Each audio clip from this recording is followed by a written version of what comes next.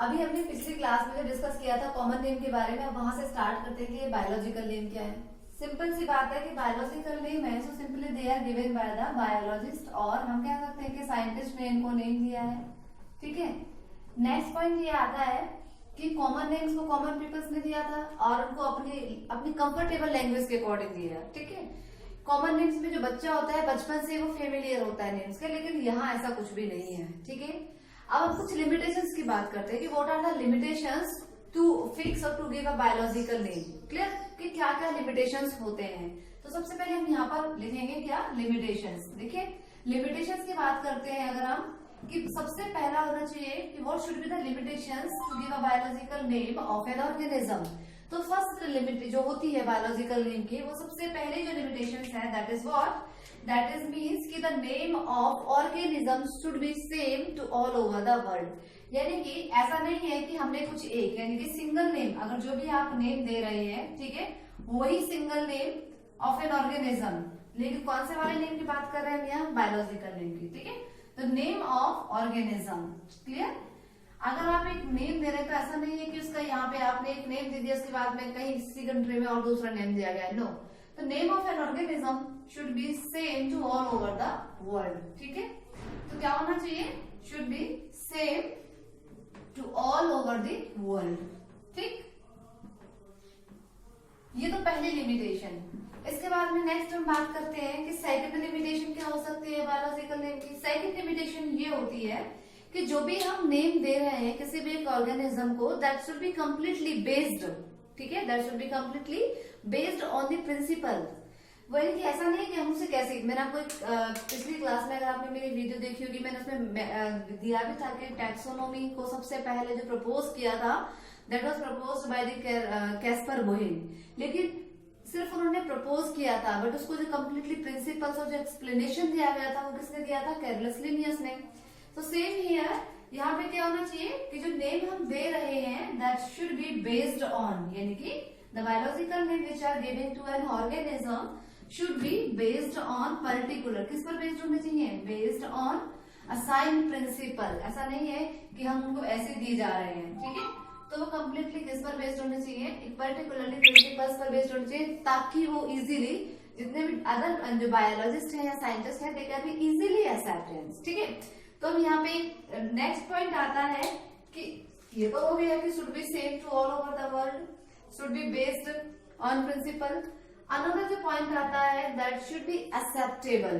ठीक है, ऐसा नहीं है कि उसको अमेरिका ने तो एक्सेप्ट कर लिया लेकिन फ्रांस ने एक्सेप्ट नहीं किया, ऐसा नहीं है कि उसको जापान ने एक्सेप्ट नहीं किया, that should be acceptable to all the world. ठीक है, उस बायोलॉजिकल नेम को क्या भी होना पड़ेगा, that should be acceptable to all over the world. Clear, तो ये था क्या, बायोलॉजिकल नेम के लिमिटेशंस। अब हम इसमें नेक्स्ट बात करते हैं कि जो बायोलॉजिकल नेम थे, ठीक है, या हम ये कह सकते हैं कि बायोलॉजिकल नेम में मेनली जो नेम दिया गया, ठीक है, it was firstly proposed by Carlos Linnaeus. सबसे पहले बायोलॉजिकल नेम को प्रपोज किया। ठीक है, यही पे मैं लिख रही हूँ कि जो साइंटिस्ट थे, जो बायोलॉजिस्ट थे, जिन्होंने इस नेम को सबसे पहले प्रपोज किया था, द नेम ऑफ हिज जो फादर भी थे टैक्सोनॉमी के, who was he, he was Carlos Linnaeus. ठीक है, अब ये जो कैरलस लिनियस थे, इन्होंने सबसे पहले जब उसको नाम दिया था तो उस बुक का जो नेम था, the name of that book was species plantarum. ठीक है, स्पीसीज प्लांटेरम में उन्होंने बहुत सारे नंबर ऑफ, यानी कि नियर अबाउट 5990, ठीक है, 5900 स्पीसीज को मेंशन किया था अपनी स्पीसीज प्लांटेरम की बुक में। लेकिन हम यहाँ पे ये बात कर रहे हैं कि कैरलस लिनियस ने जब नेमिंग किया था तो वो बुक कौन सी थी। ठीक है, तो उन्होंने 1751 में, किस ईयर में, Carolus Linnaeus generally first time ही propose biological name in 1751 in his book Philosophia Botanica. ठीक है, ये उनकी इस बुक का नाम था जिसमें इन्होंने बायोलॉजिकल नेम को दिया था। ठीक है, and particularly he just gave a name for this, that is what, binomial nomenclature. It is what, binomial nomenclature. Now what do you mean by binomial nomenclature? क्या मतलब होता है binomial nomenclature का? See, bi means simply two and nomial means name, ठीक है। अगर हम यहाँ बायनोमियल की बात करते हैं या नोमेनक्लेचर, हमें पता है कि नेमिंग हो रही है, ठीक है, लेकिन कितने में नेमिंग हो रही है? 2 नेमिंग में हो रही है, ठीक। कैरलस लिनियस ने सबसे पहले बायोलॉजिकल नेम के लिए जो पर्टिकुलर वर्ड दिया अपनी इस बुक में, फिर 1751 में फिलोसफिका बोटेनिका में बाइनोमियल नोमेनक्लेचर के नाम से उन्होंने उसको इंट्रोड्यूस कराया, ठीक है। बट फर्स्ट टाइम उनकी एक बुक थी स्पीसीज प्लांटेरम, ठीक है। उसके 10th एडिशन में, मैंने ये आपको पिछली वीडियो में बताया भी था कि इन 1753 सबसे पहले उन्होंने 1753 में स्पीसीज प्लांटेरम में near about 5900 species of plants को साइंटिफिक नेम दिए। And same thing in the case of animals के लिए उन्होंने जो यूज किया था 1758 में, and the name of that book जो उनकी अपनी बुक थी उन्होंने पब्लिश कराया था, दैट इज व्हाट? सिस्टेमा नेचर, ठीक है। और उसमें near about 4326 scientific name work for the animals, ठीक है। अब हम यहाँ पे हमारा जो मेन फोकस रहेगा अब इस पे रहेगा कि बायनोमियल नोमेनक्लेचर क्या है। वी नो वेरी वेल, पढ़ते चले आ रहे हैं कि बायनोमियल नोमेनक्लेचर कैरलस लिनियस ने दिया था, पूरा का पूरा सिस्टम ही उन्होंने दिया, ठीक है। लेकिन बायनोमियल नोमेनक्लेचर में पता है हमें क्या कि simply when an organism has the 2 name, तो वो 2 नेम्स कौन कौन से हैं, तो यहाँ पे हम डिस्कस करते हैं उन 2 नेम के बारे में, ठीक है। सबसे पहला नेम होता है the first name of the scientific name represents for the genus, ठीक है। जीनस मतलब उनके जेनेरिक नेम के लिए क्या करता है? रिप्रेजेंट करता है, ठीक है। एंड सेकंड नेम रिप्रेजेंट्स, ठीक है, वो किसको रिप्रेजेंट करता है? स्पीसीज ऑफ दैट ऑर्गेनिजम्स, मतलब उनके स्पेसिफिक नेम को रिप्रेजेंट करता है, ठीक है। देखिए मैं कॉमन एग्जांपल में बता सकती हूँ कि ये स्पेसिफिक नेम और ये जेनेरिक नेम ऑर्गेनिजम्स का किस तरीके से होता है। अगर किसी का नाम है सपोज मधु शर्मा, ठीक है, तो मधु क्या है? उसका नेम है, और Sharma is the surname of that, मतलब वो सरनेम ये बता देता है कि हाँ ये इस कैटेगरी से बिलोंग करता है। Same thing in the case of scientific name of an organism, means generic name and the specific name. Specific name क्या है? पर्टिकुलर, यानी कि जेनेरिक नेम में भी 1 2 हो सकते हैं, किसी एक 2-3 ऑर्गेनिजम्स के लिए रिलेट कर सकते हैं, लेकिन specific name will never be same for the 2 or more than 2 organisms, clear. तो स्पेसिफिक नेम पर्टिकुलर है, रिप्रेजेंट करता है कि अगर ये स्पेसिफिक नेम है तो वो पर्टिकुलर एक ही ऑर्गेनिज्म के लिए होगा, but generic name may B in the case कि वो 2 हो सकते हैं, 2 number of organisms having the same generic name, ठीक है। तो ये था अभी तक किसके बारे में? बायनोमियल नोमेनक्लेचर में जेनेरिक के बारे में डिस्कस किया, स्पेसिफिक, ठीक है। We will discuss about the genus and species in the taxonomic hierarchy, where we will discuss that, ठीक है। तो अभी हम सिर्फ इसे कंप्लीट करते हैं। अभी नेक्स्ट में बात करते हैं हम क्या, हमने इतना पता लगा लिया कि हाँ ये जेनेरिक नेम के रिप्रेजेंट करता है, and second one is for the specific name. अब कुछ ना जो कैरलस लिनियस थे इन्होंने कुछ रूल्स दिए थे। सिंपली हम ये कह सकते हैं कि बायनोमियल नोमेनक्लेचर के जो कैरलस लिनियस ने जो रूल्स दिए थे, he just write 72 rules to write a scientific name of an organism, मतलब कि एक ऑर्गेनिजम्स के अगर आप किस तरीके से उसको साइंटिफिक नेम में लिख रहे हैं, तो उन्होंने नियर अबाउट 72 रूल्स का एक इंट्रोडक्शन किया था, ठीक है। अब उन 72 रूल्स को तो हम नहीं मतलब पढ़ेंगे, डिटेल में पढ़ेंगे, लेकिन उसमें से सबसे ज्यादा जो मेजर पॉइंट्स हम पढ़ते चले आ रहे हैं, and we should know that how to write a scientific name of an organism, ठीक है। तो वो हम अभी डिस्कस करेंगे, ठीक है। तो बायनोमियल नोमेनक्लेचर मतलब naming of an organism in 2 names is known as what? Binomial nomenclature. Firstly, it was proposed by or given by, simply we could say that Carolus Linnaeus. Carolus Linnaeus ने इस book में नाम दिया था। Firstly, it was used in the book, in his book, मतलब Carolus Linnaeus की ही वो book थी, and the name of that book was Philosophica Botanica, और इन्होंने सबसे पहले इसका यूज किया था in 1751 में, and the name of that book is what? Philosophica Botanica, clear? अब देखिए ये तो थी इनकी वो बुक जहां पर इन्होंने इसको यूज किया, लेकिन सबसे पहले अब वो हम अपनी एक जो टेबल दी थी उसमें मैंने डिस्कस किया, एक बार आप उसको गो थ्रू करना तो आपको पता चल जाएगा, ठीक है।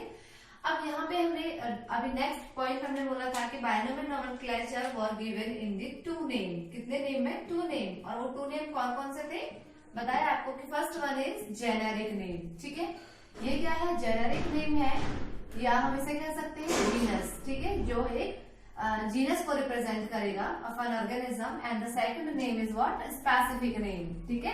Specific name means species name, जो एक पर्टिकुलर ऑर्गेनिज्म की स्पीसीज को क्या करेगा, इंट्रोड्यूस कराएगा। ठीक है, अब एग्जाम्पल के साथ मैंने आपको बताया था कि फॉर एग्जाम्पल ऋतु शर्मा किसी का नेम है, तो ऋतु उसमें क्या हुआ, एक तरीके से जेनेरिक नेम को, जीनस नेम को इंडिकेट कर रहा है, लेकिन शर्मा क्या इसकी कैटेगरी को इंडिकेट कर रहा है। सेम हियर, ठीक है, इन the case of scientific name और बायोलॉजिकल नेम। अब हमें ये जो कैरलस लिनियस थे, इन्होंने इनको साइंटिफिक नेम को यानी कि बायनोमियल नोमेनक्लेचर के लिए कुछ कोड फिक्स किए थे। ठीक है, so simply how many types of means, अभी हमने एक पॉइंट पे डिस्कस किया था कि ऑल ओवर द वर्ल्ड एक से होते हैं। ऐसा नहीं है कि अगर यहाँ पे हम एक मैंगो का प्लांट है, सपोज मैं यहाँ पे एग्जांपल लिख रही हूँ मैंगो, ठीक है, जिसमें आपको ये दोनों भी क्लियर हो जाएंगे कि जीनस और स्पीसीज कैसे होते हैं। ठीक है, तो मैंगो क्या है, mango is a common name, लेकिन मैंगो का साइंटिफिक नेम क्या होगा, मैंगो का साइंटिफिक नेम होगा मैंजीफेरा इंडिका। ठीक है, तो ये है इसका साइंटिफिक नेम। ठीक, अब साइंटिफिक नेम है, अभी बायोलॉजिकल नोमेनक्लेचर भी है 1 and 2।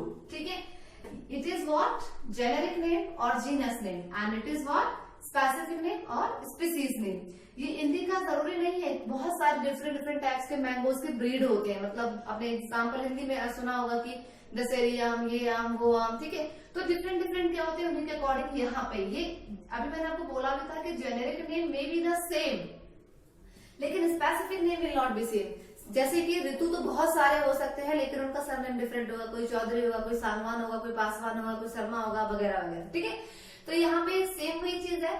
अब सबसे पहले, और ये जो Mangifera indica it will be same to all over the world. ठीक है, so just on the behalf of means, ये किस तरीके से पता लगा है, बिकॉज कैरलस लिनियस ही जस्ट यूज्ड 5 इंटरनेशनल कोड्स, कितना 5। ठीक है, 5 उन्होंने इंटरनेशनल कोड्स फिक्स किए थे फॉर बायोलॉजिकल नोमेनक्लेचर के लिए। ठीक है, अब वो 5 इंटरनेशनल कोड्स में डिफरेंट उन्होंने ऑर्गेनिजम्स के लिए एक कोड सेटअप किया था कि हम जो भी हमें नया ऑर्गेनिजम्स मिलेगा हम उसे उस कोड के अंदर में कैप्चर करेंगे। ठीक है, तो सबसे पहला कोड क्या था, for animals. First is what, for animals. सबसे पहला उन्होंने एनिमल्स के लिए फिक्स किया। ठीक है, एक नेम, एनिमल्स के लिए जो नेम था, कोड था, that is what, ICZN। ICZN is full form is international code of zoological nomenclature. ठीक है, यानी कि जूलॉजिकल, ठीक है, मतलब एनिमल्स के लिए। ठीक, ऐसे ही सेकंड उन्होंने जो दिया था वो किसके दिया था, फॉर प्लांट्स। ठीक है, second international codes for given for the plants, and plants के लिए जो नेम दिया गया दैट इज व्हाट, ICBN। ठीक है, international codes for the botanical name. Here is for international code for zoological name and here is the international code for botanical name. ठीक, ऐसे ही। And the third international code Carolus Linnaeus gave for the cultivated plant. ठीक है, and the cultivated plant के लिए जो उन्होंने code fix किया था that is for ICNCP. It means International Code for the Nomenclature of Cultivated Plants. And the next one is for bacteria. Bacteria के लिए ICNV, International Code for the Nomenclature of Bacteria. And for viruses ICTV and ICNV.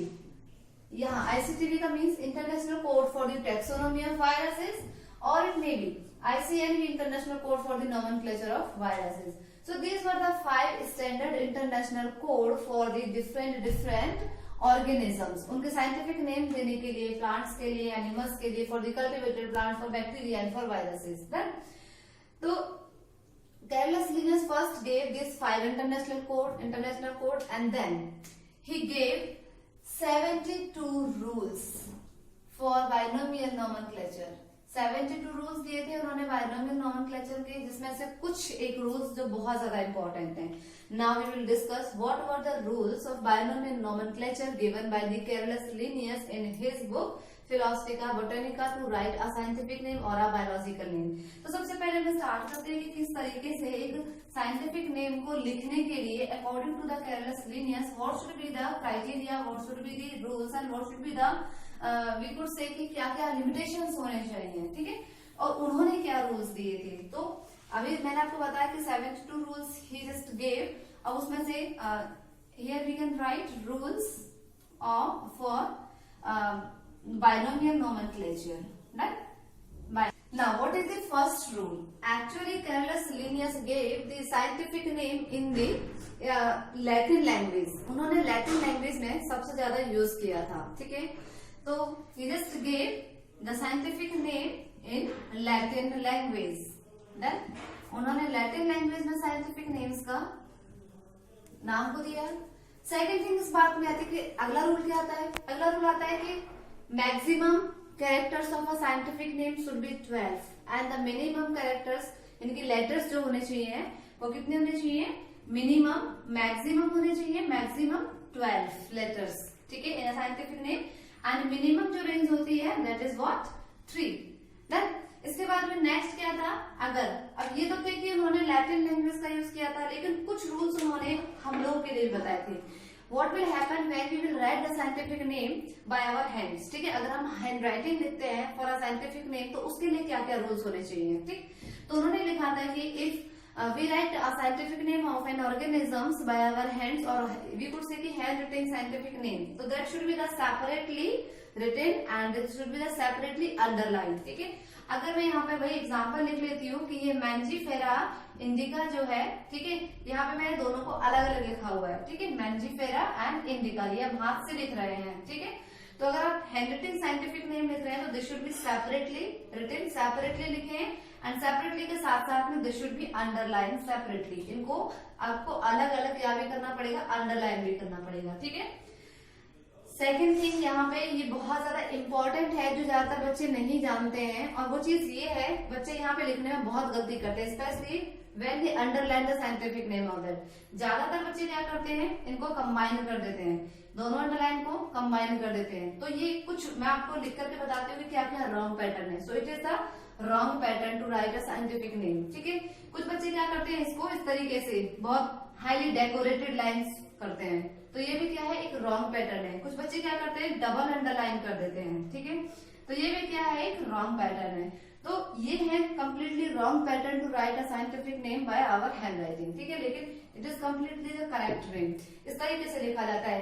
And second thing, जिस pen से आप scientific name लिख रहे हैं the same pen you should use for the underline. ऐसा नहीं है कि आपने ब्लैक पेन से साइंटिफिक नेम लिखा है and you are using blue pains to line to underline, तो ये रॉन्ग पैटर्न है, ठीक है.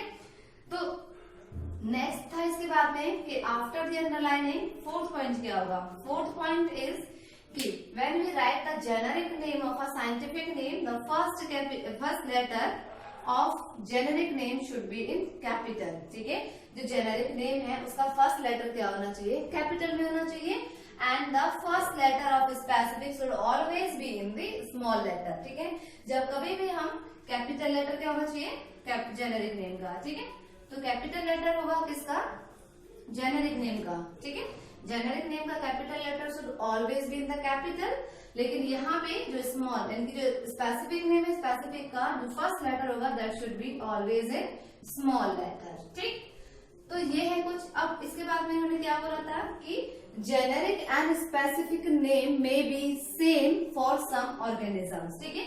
जेनेरिक नेम भी, ठीक, एंड स्पेसिफिक नेम, ये दोनों के दोनों क्या हो सकते हैं? एक सेम हो सकते हैं. एक एग्जांपल लिख रही हूं मैं, कोबरा का साइंटिफिक नेम, ठीक है. कोबरा का साइंटिफिक नेम क्या होता है? That is what? नाजा, ठीक है. ये क्या है? यहाँ पे आप देखिए जेनेरिक और साइंटिफिक नेम, ठीक है, both are the same in the case of cobra, ठीक. तो ये क्या है? कुछ रूल्स थे जो हमें पता होना चाहिए किस तरीके से हमें साइंटिफिक नेम को लिखना होता है, ठीक. अब ये तो था बाइनोमियल नोमेनक्लेचर के लिए, but some organisms have more than 2 scientific name, यानी कि except generic and specific name they also have one additional name. In that case he used for them, जो उन्होंने टर्म यूज किया था, the name of that term is what? Trinomial nomenclature, ठीक है. उसके लिए जो उन्होंने टर्म यूज किया था क्या था? Trinomial nomenclature means when the organisms has 3 scientific name, ठीक है. तो यहाँ पे आता है ये ट्राइनोमियल नोमेनक्लेचर, ठीक है. अब देखिए ट्राइनोमियल नोमेनक्लेचर में हम प्लांट्स और एनिमल्स दोनों के लिए थोड़ा सा डिफरेंट पैटर्न यूज करते हैं, ठीक है. Trinomial nomenclature will also give for the plants as well as for the animals. देखिए इन केस ऑफ प्लांट्स, ठीक है, जब हम बात करेंगे प्लांट्स की, and in case of animals, ठीक, तो they both have generic as well as specific name. Plants के पास में भी जेनेरिक नेम होगा एंड स्पेसिफिक नेम होगा. And same in the case of animals, animals will also have generic name and specific name. ठीक. But what will be the additional name? क्या ऐसा इसमें नया एडिशनल नेम होगा जिसकी वजह से इसको नाम दिया गया है trinomial nomenclature? See, generic and specific. In the case of plant, I'm writing here. In the case of plant, जो third name होगा instead of specific name, it will be used as a variety. Always remember this. In the case of plant, we will write the third name as the variety. ठीक है? While in the case of animals, what we will write the third name. हमें वो third name क्या लिखना है? That will be always sub species और you could say सब specific name. ठीक है. I am writing example. कुछ एग्जांपल लिख लेते हैं यहाँ पे प्लांट्स के भी और एनिमल्स के भी. ठीक है. अगर हम सबसे पहले एग्जांपल लिखते हैं किसके लिए? प्लांट्स के लिए. प्लांट्स के लिए एग्जांपल ले लेते हैं हम कैबेज का. क्लियर? कैबेज. कैबेज मीन्स बंद गोभी. तो उसका साइंटिफिक नेम क्या होगा? एंड ऑलवेज रिमेंबर, यहाँ हम ट्राइनोमियल नोमेनक्लेचर पढ़ रहे हैं. तो ट्राइनोमियल नोमेनक्लेचर में जेनेरिक एंड स्पेसिफिक के साथ साथ in the case of plant we will write the third name as the variety. ठीक है. ट्राइनोमियल नोमेनक्लेचर के I am just writing example in the case of plant as well in the case of animals. अभी मैंने आपको बताया भी था कि प्लांट्स ऑलरेडी, चाहे वो प्लांट्स हैं या वो एनिमल्स हैं, they have two name, generic and specific name. But यहाँ पे ट्राई है, इसका मतलब एक अनदर नेम एडिशन हुआ है. What will be the name of the third name? In the case of plant, it will consider as a variety, while in the case of animals, it will consider as a subspecies. ठीक है. तो example में in the case of plant में हम example लिख लेते हैं cabbage. ठीक है. कैबेज का what will be the trinomial scientific name क्या होगा? तो उसका साइंटिफिक नेम है Brassica oleracea capitata. It is what scientific name of cabbage. अब यहाँ ट्राइनोमियल नोमेनक्लेचर है. Generic name, sorry, generic name, specific name, and in the case of plants we will not use sub specific name. We will instead of sub specific name we will use the variety. ठीक. तो ये था इसका example trinomial nomenclature में for the plants. अब हम बात करते हैं एनिमल्स के लिए. ठीक है. एनिमल्स के लिए I am writing example of क्रॉ, Indian क्रॉ. What will be the scientific name of this क्रॉ?